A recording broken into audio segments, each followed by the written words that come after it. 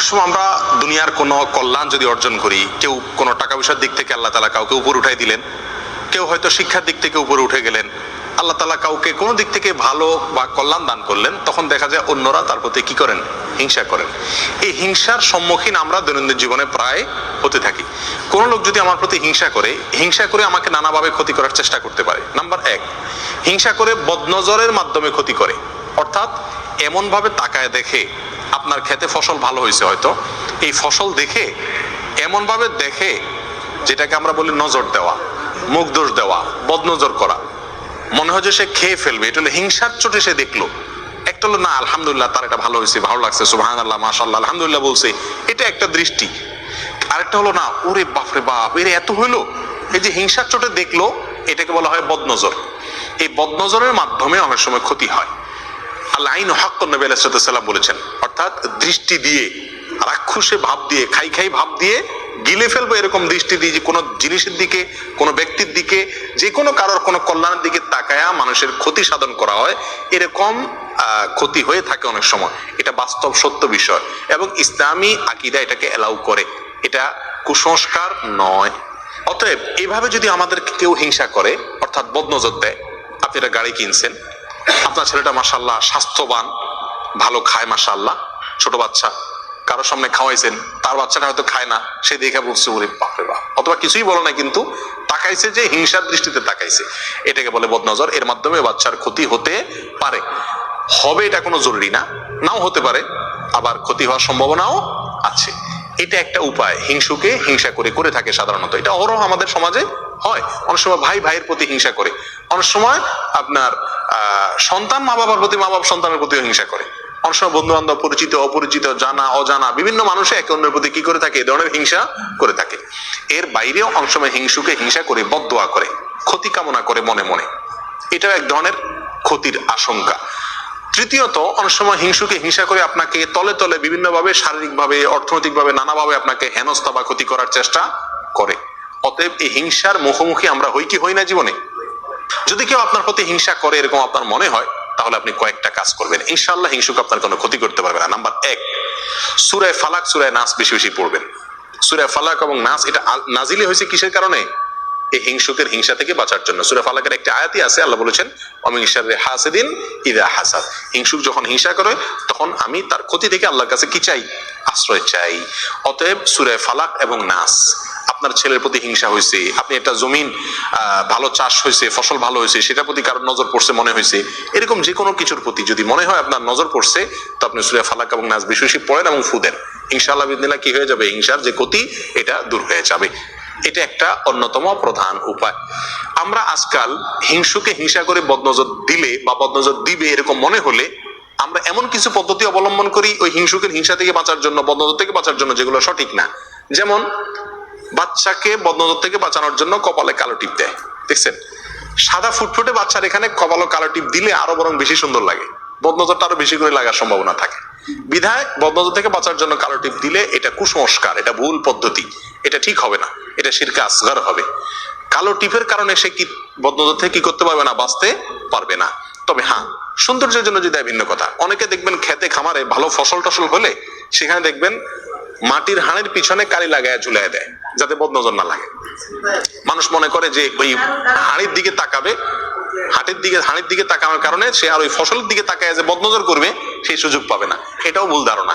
হাঁড়ির দিকে তাকাবে দেখে ফসল দেখবেন এমন কোনো কথা হলো? একটা ভ্রান্ত ধারণা। অনেকে দেখা যায় ঝাড়ু ঝুলাই দেয়, অনেকে দেখা দেয় বিভিন্ন ওই যে গরুর চোয়াল, হাড্ডি এগুলা ঝুলাই দেয়, অনেকে দেখবেন জুতা ঝুলাই দেয়, অনেকে চুল ঝুলাই দেয়। এরকম বহু তামাশা আমাদের দেশে আছে।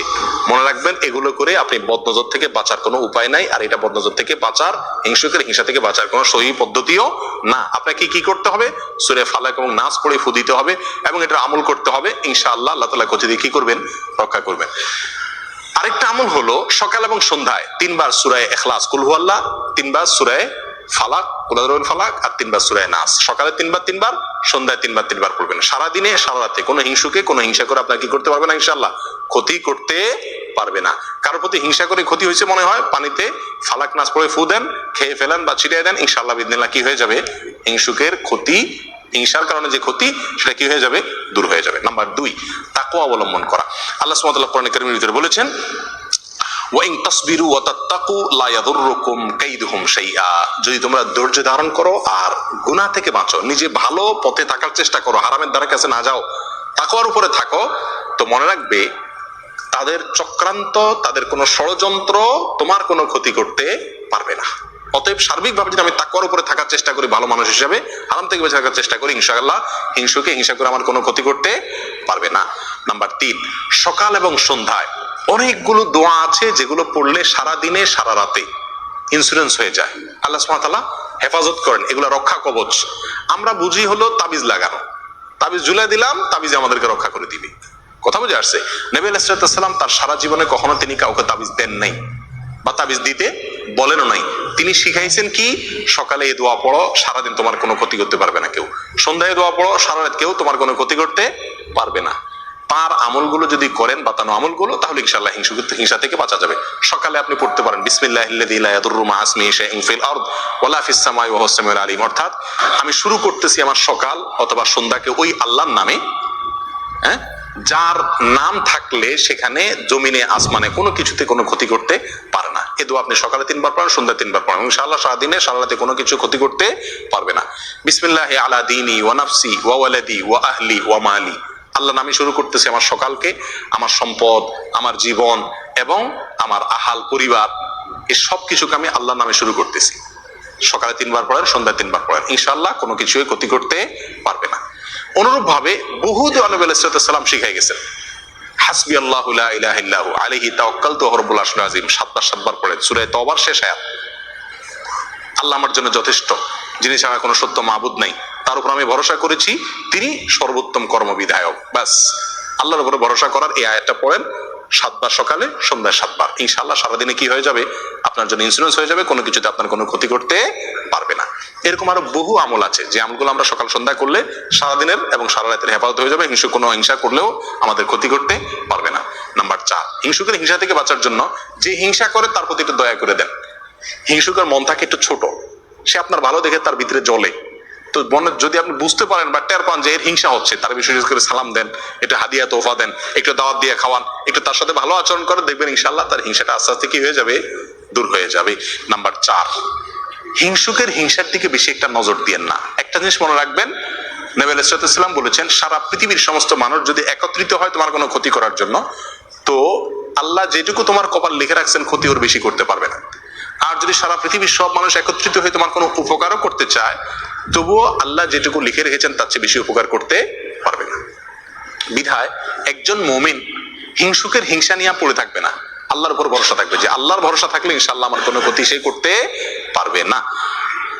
নাম্বার 5, শেষ নম্বর পয়েন্ট হলো সবসময় তাওহীদকে মজবুত করা, আল্লাহর প্রতি বিশ্বাসটাকে কি করা?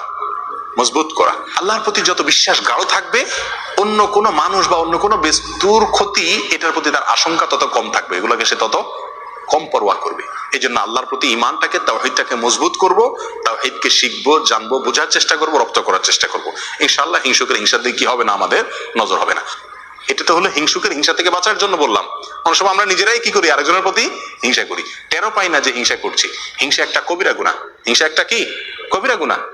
কোরআনে কারিমে আল্লাহ সুবহানাহু ওয়া তাআলা হিংসার বিষয়ে একাধিক আয়াতে আল্লাহ তাআলা আলোচনা করেছেন। এক আয়াতে আল্লাহ বলেছেন, আম ইয়াহসুদুনান নাসা আলা মা আতাহুমুল্লাহু মিন ফাদলি। আল্লাহ কাউকে দয়া করে কোনো একটা কিছু দিবেন, ফসলটা ভালো হয়েছে, ইনকাম ভালো হয়েছে, তার প্রমোশন হয়েছে, কোন একটা ভালো দিক আল্লাহ তাআলা তাকে দিলেন, এটা দেখে তুমি হিংসা করছো যে আল্লাহ দিয়েছেন সেজন্য?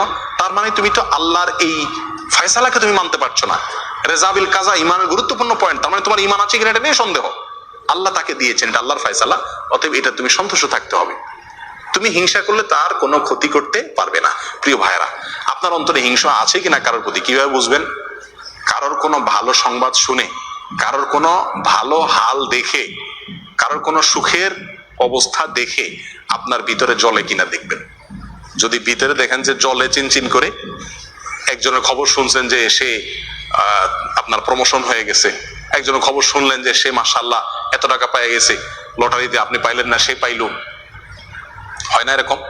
একজনের খবর শুনলেন যে তার ছেলে মাশাআল্লাহ এসএসসি তে গোল্ডেন 5 পেয়ে গেছে, আপনার ছেলে ফেল করছে, তারটা শুনছেন, শোনার পর আপনার অন্তরে চিন করে জ্বললো। হয় না এরকম? একজন হয়তো ভালো কোনো কিছু হয়েছে, আপনার মনে দেখা যাচ্ছে যে ভিতরে জ্বালা পোড়া শুরু হয়ে গেছে, অস্থির শুরু হয়েছে, মেজাজ গরম হয়ে গেছে। কারোর ভালো শুনে ভালো দেখে যদি আপনার মেজাজ গরম হয়ে যায়, ভিতরে জ্বালা পোড়া হয়, এটার মানে হলো আপনার ভিতরে কি আছে, হিংসার রোগটা আছে। এটা টেস্ট, হিংসার টেস্টের উপায় হলো এটা।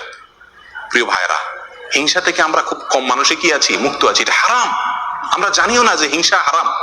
প্রিয় ভাই, কারোর প্রতি হিংসা করা যাবে না। কেন করব না? নাম্বার এক, এটা আল্লাহর ফয়সালা, আল্লাহ তাকে কল্যাণ দিয়েছেন। আমি তার প্রতি হিংসা করা মানে আল্লাহর ফয়সালাকে অস্বীকার করা, না মানা, বিদ্রোহ করা, যেটা এক প্রকার কুফরি। অতএব হিংসা করা যাবে না। নাম্বার দুই, এটা কবিরা গুনাহ, আমার আমল নষ্ট হয়ে যাবে। 3 নম্বর, মনকে বলতে হবে, ও মন, তাকে যে আল্লাহ কল্যাণ দিছে সে আল্লাহ আমাকেও দিতে পারে।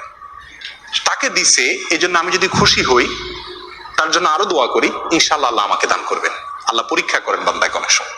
কথা বুঝে আসছে? এই কথা নিজেকে বুঝাইতে হবে, প্রবর্তিতে হবে এবং হিংসা থেকে বাঁচার চেষ্টা করতে হবে। আর মনে রাখতে হবে, আমি যদি হিংসা করি তার কি কোনো ক্ষতি করা যাবে? আমার মনে যত জ্বালা পোড়া হবে, ক্ষতি তার হবে? উল্টা ক্ষতি আমার হবে। আমার অন্তরে জ্বালা পোড়া হলে হার্ট অ্যাটাক আমার হবে, অসুস্থ আমি হব। তার কি কোনো ক্ষতি হবে? হবে না। তাহলে এর চাইতে নির্বোধ কে? এই জন্য কারোর কোনো কল্যাণ দেখলে বরং আরো কি হওয়া, খুশি হওয়া। যদি মনে আপনি যতই চেষ্টা করেন খুশি আনতে না পারেন, আপনার মনে ঠিকই জ্বলে, একটা কাজ করবেন, তার জন্য দোয়া করবেন, আল্লাহ তার ছেলে গোল্ডেন জিপিএ পাইছে, আল্লাহ সামনে তার ছেলে ডাক্তার, ইঞ্জিনিয়ার, পাইলট, আরো কিছু বানাই দিও আল্লাহ।